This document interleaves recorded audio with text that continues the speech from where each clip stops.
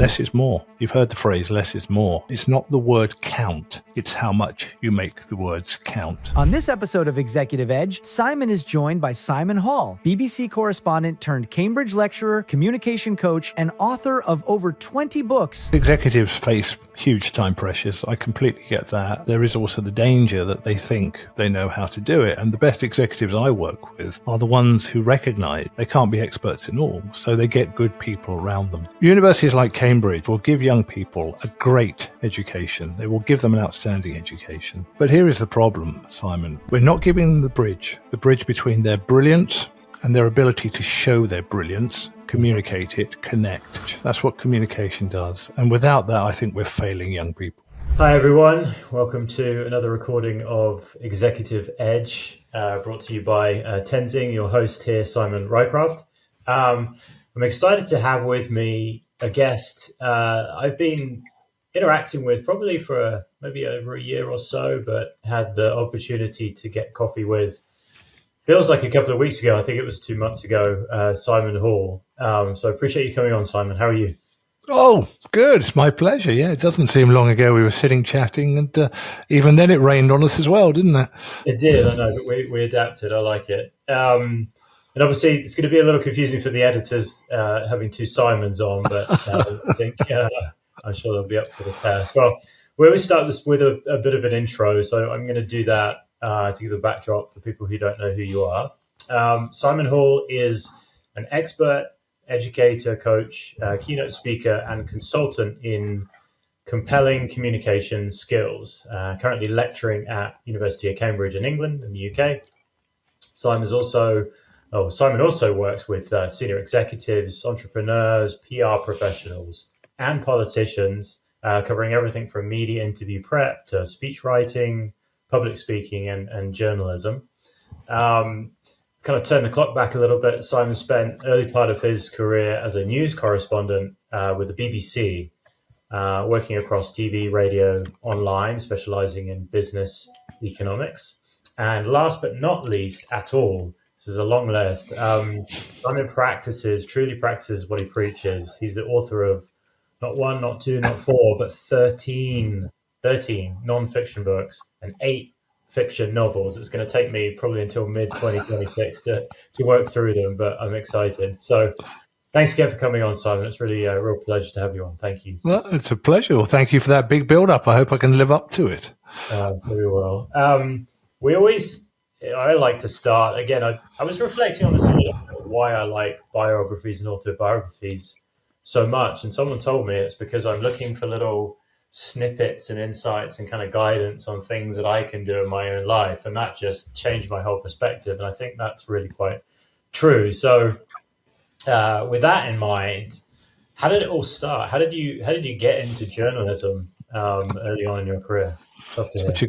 Such a good question. Well, I suppose, and I've had to think back on this, it goes back to school days, as so many things do. And I was about 14, and I was a bad kid at school. I was not at all well behaved. I was not at all pleasant to have around. But there was one class and one teacher I loved, and that was Mrs. Osler. And that was in English. I partly loved her because of her passion for English, but partly just because of her character.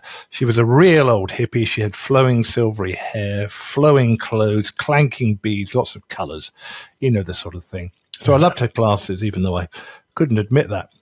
But I wasn't good. I wasn't good at school. And so one day in Mrs. Osler's English class, she asked us to write a story for homework. It's like, oh no, homework. But even worse than that, Simon, the story was titled My First Love. I'm like, oh no, homework and about love. Ugh. Anyway, because it was Mrs. Osler and I had a very soft spot for her, I wrote the story, handed it in, didn't think anything else of it. And a couple of weeks went by and we were back in English, and Mrs. Osler said, so I'd like to just talk to you about your homework from a couple of weeks ago, the story about your first love. There were some beautiful, lovely stories, absolutely wonderful, really beautiful. Like, yeah, that was Mrs. Osler all over, so much passion. But she said there was one story, which stood out. It was absolutely delightful, so original, so thoughtful, so creative. It reduced me to tears. And I'm sitting there kind of half listening, as I did at school in those days, like, boring old swot has really impressed Mrs. Osler. And I was like, must be Rachel with the NHS glasses. She's a prime candidate. Or Carrie with the big mouth brace. Yeah, she's another swot. It's probably her. So it was a great surprise to me and indeed the rest of the class when Mrs. Osler pointed to me and said, Simon Hall, stand up. I'm like, oh, this can't be good, really, because the only time I was ever picked out in class was for being a pain, being useless. And so I sort of self-consciously stood up and said, your story was magnificent, the best of the best. It was so beautiful, so creative, so wonderful. And I'm thinking, what the hell did I do? And this is the punchline, Simon. She said, why do I pick out Simon's story? It's because of all of you in the class, all 30 of you, 29 of you wrote about boys and girls as your first love. But Simon, he wrote about music. Mm-hmm. So wonderful, so creative, so beautiful, and such a wonderful story. And I was left thinking, well, A, was that so brilliant and creative? And B, does that really say anything good about me that everyone else is writing about people and I'm writing about music? But anyway, I think that was the moment where perhaps something was planted, some sort of seed, that maybe I had some vaguely useful talent in the world of words and creativity. And that was what followed through my life. So at university, I did university radio, started DJing, working in nightclubs, getting paid for that. And then joined the BBC, went from DJing into news, and I was originally in radio news, Simon. But obviously, with Brad Pitt type looks like this, I mean, clearly they were going to want me in television. Anyway, they asked me to do TV. So I ended up doing TV and radio, and that was probably it, all the way from age 14 and that wonderful moment in Mrs. Osler's English class. I love it. I absolutely love it. That really resonates with me, to be honest. I always reflected back. I'm not saying I struggled in school, but I found it really, really hard versus everyone else in certain subjects. And it wasn't because I didn't like learning. That was something I thought about, is I have a passion for learning nonstop, but just the way that it was taught didn't resonate with me. And, there's some kind of reflections in how I've evolved as well. So I love hearing that backstory. I think everyone remembers their first teacher or someone that pushed them in a certain direction. So obviously now fast forward to where you are today, you're kind of repaying that gift, to people at the top university in the UK, I think the University of Cambridge, which is great. What's one, tying all of this together, what's one kind of communication mistake that you see at that top level? You're talking to execs, perhaps outside of the university, as well as to students, PhD in astrophysics, or all these complicated fields. What's that one mistake that you see on a regular basis that always comes up that people could learn from? Well, the most common one is a very simple one, and that's the use of jargon or big, long words. And it's really difficult to explain to people that actually that's not the way, because we kind of absorb it in school and university and the workplace. You want to impress people, use big, long words, lots of jargon. Like, no. Simple, clear, simple language is much, much more effective. That's normally fairly easy to remedy. The one that goes hand in hand with that is brevity. Again, people think if you want to make a big impression, you've got to go on and on and on and on and on and on and on and on. No, less is more. You've heard the phrase, less is more. Less is more is much more effective. And when people don't believe it, I point them to Abraham Lincoln and the Gettysburg Address, iconic speech, Simon, even 150 odd years ago, still quoted today, famous, celebrated, fated. So people tend to assume it went on for a long time. I say to people, what do you think is the minimum Lincoln could have spoken for to make such an impact, such a profound impact? Still talked about today, and they'll probably say, 10, 15 minutes. No, Gettysburg Address probably lasted around 2 minutes. Wow. 2 minutes. So the moral of the story being less is more. It's not the word count. It's how much you make the words count. That's critical. Yeah, that's fantastic. I mean, yeah, we're trained. I mean, it's pushed into us in the school system, right? So you've got to have a minimum word count. You have to use those long words, right, to differentiate and almost highlight your intellectual capacity, and that gets higher grades and everything. I mean, it's embedded into the subconscious, so really hard to take that away. But I love that lesson. I still talk too much. I get that feedback. I think I've improved, but it's not easy. real practice makes perfect, I'm sure, is part of it. So Yeah. is that something you do with in your coaching then? I mean, you drop that guidance, right? But then it's there's a coaching, a kind of a physical, mental training journey you have to take these people on, right? Yeah, well, you have to start with the essentials. And sometimes I work with some very high-powered people, and I'm always careful how I broach it, but I always start with the essentials, the foundations. And it's quite often the case that they are not aware of them, and we have to nail those, because without those, you can't get anywhere, really. And the foundations are clarity. You will often see people mixing up messages, so you're not quite clear what they're saying in this email or this report or this presentation. There'll be a bit of that and something else and a bit of the other as well. Like, what was it? What was it? Clarity is really important in communication. Then we do simplicity and brevity, as we've just talked about. And the other one is authenticity. You look at all the great communicators. They were all authentic. They were all from the heart. And it doesn't matter what your authenticity is, what your character is. It will still be much more effective if you let it loose when you're communicating. And I'll just give you examples from different poles of the world. Margaret Thatcher was very authentic. Nelson Mandela was very authentic. I think we'll probably agree they're somewhat different characters, but they still had major impacts on their nations and indeed the world, which again echoed for many, many years, for decades and probably longer. So the character is important as well. People love character. It's why we want to go to certain pubs or buy certain houses. We say character. They're a character. We're warm to character. Character is so important. So is that, I think that's difficult to some extent as well, because I think, as soon as I started to have to talk, to people in a room, right, from school into early career, my mindset was always, I have to be an actor, right? I have to try and actually be something that I'm not. So to suddenly turn that understanding off isn't easy. For sure it takes a lot of practice, but that feedback loop, I think, is quite critical. Do all universities have a kind of a lead lecturer in communications, or is Cambridge kind of they've gone out and they're trying to lead in that because they see the importance? No, and that's one of the tragedies. And this is something I say again and again, not just here in Cambridge, but I teach at other universities as well. Universities like Cambridge and all really UK universities will give young people a great education. They will give them an outstanding education. But here is the problem, Simon. We can make these young people brilliant in their subjects, brilliantly trained to think.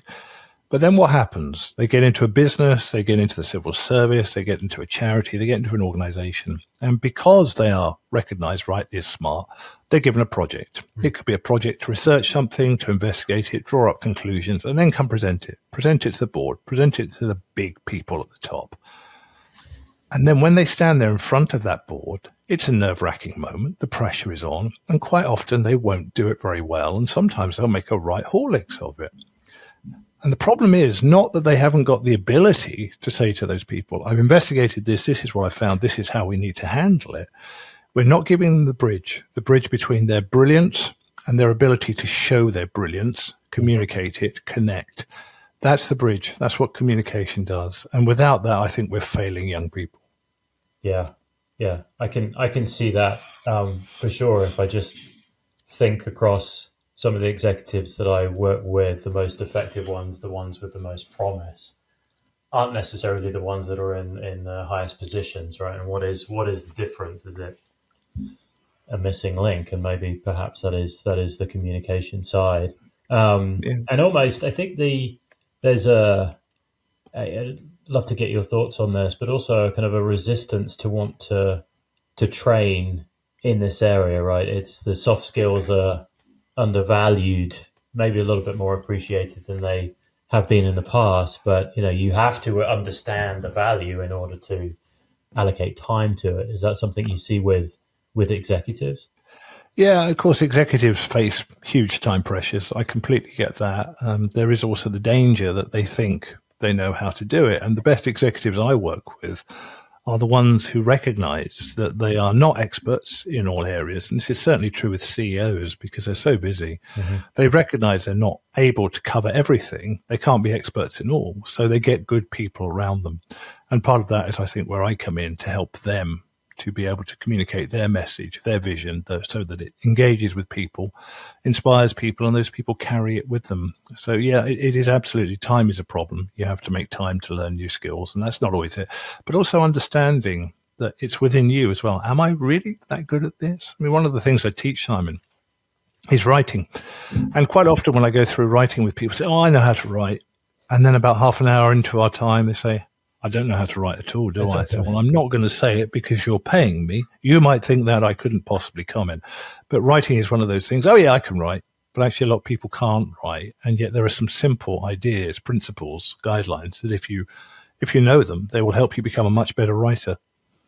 Yeah, it's fascinating. I think if I look at the curriculum, especially in business schools around the world, critical writing, is that in there? It's not a lot of the times. Communication, I think I've seen at the business school level, less in the undergrad level. I think there's an appreciation of the need to be able to present to some extent. Writing isn't in there as much as it really should be, considering that you spend 90% of your time talking to people and writing emails to people, and that's why you're getting paid big bucks. It's kind of, it's almost somewhat ironic, but I love that. There was one story, and I've told so many people since I met you, and I know storytelling is not just a passion of yours, but it's also something that you're amazing at. I wonder what you're going to say now. I'm starting to get worried. Yes, which of my terrible stories is this one? I know. They're all going through your mind of the ones that I could be bringing up, and now we're on recording. But I'll keep it to the less controversial one, but one that I think is fascinating. The one about Darwin's papers. I'd love for people to hear that. For people that have read your book, they're not going to be concerned about hearing it again. I'm sure friends that have heard it are happy to hear it again. I just think it's amazing. So we'd love to hear that if we can. Bless you, Simon. Yeah, it is one of my favourite stories from my Cambridge time, and I would emphasise it's not really my story, although I was involved in it, and as you'll find out, intimately involved in it. Yeah. It is just such a lovely story. So I'll take you back a few years. The reason we're in Cambridge is my wife, Jess, is the director of libraries here at the university. So she's the clever one. She's the smart one. She's the attractive one. She's the engaging one. She's the witty. I sometimes wonder what I bring to the relationship. However, here I am with her. And when she took up the job, she was just getting to know Cambridge and what was going on when one of her team came in and gave her an update. And this was quite soon into her time here, just settling in. And they went through a few things and they said, oh, yeah, by the way, the Darwin notebooks, we've had another look. They're still missing. Person then starts to head for the door. Jess says, hang on, come back. What do you mean Darwin notebooks still missing? And she then found out that two of Charles Darwin's notebooks. Now, Charles Darwin, one of our most important, influential, iconic scientists, the son of Cambridge, he kept detailed notebooks, and one of them in particular has the iconic tree of life in it. You've probably seen it. People have it on tote bags. They have it on notebooks. They have it on tattoos even. This is the tree where Darwin formulates his thoughts about how life evolves. So it's absolutely critical. Totally iconic in science. Cambridge University Library are the keepers of this touchstone piece of science, and it had gone missing. I'm like, right. So Jess told me about that when she came home that evening. And she said, how am I going to deal with this? I thought, not terribly easily, to be frank. This is awful. Yeah. I mean, it was fundamentally awful. So we had a chat about it. She thought about it. And then her decision was to go public with this because it hadn't been publicized at the time. Now, you can understand that was a big decision to make. She knew it was going to be an international news story. She knew she would be the face of it. It's going to be a lot of pressure on it, a lot of pressure. But huge credit to her. She said, it's the right thing to do. Our best chance of getting this notebook back is to tell the public, we don't have it. Can you help us? Mm-hmm. So we went through enormous work here at the university. I was part of it. Many other people were part of it. And then Jess did her appeal. And the appeal went around the world. It's one of the biggest stories Cambridge has ever been involved in. And lots of people got in touch trying to help. But nothing came of it. Nothing came of it for a few months. And we started to feel like it's failed. It's failed. This big risk, this big move to come out and say, we need this help. It's failed. And then about best part of a year after the appeal, Jess was carrying out interviews for a job in the library, which means in her office, do not disturb is on the door. And then in between candidates, her chief operating officer, a woman called Kirsty, hesitantly knocked on the door and just said, look, we're only in a gap between interviews. Like, it must be really urgent. And Kirsty says, it is urgent. What?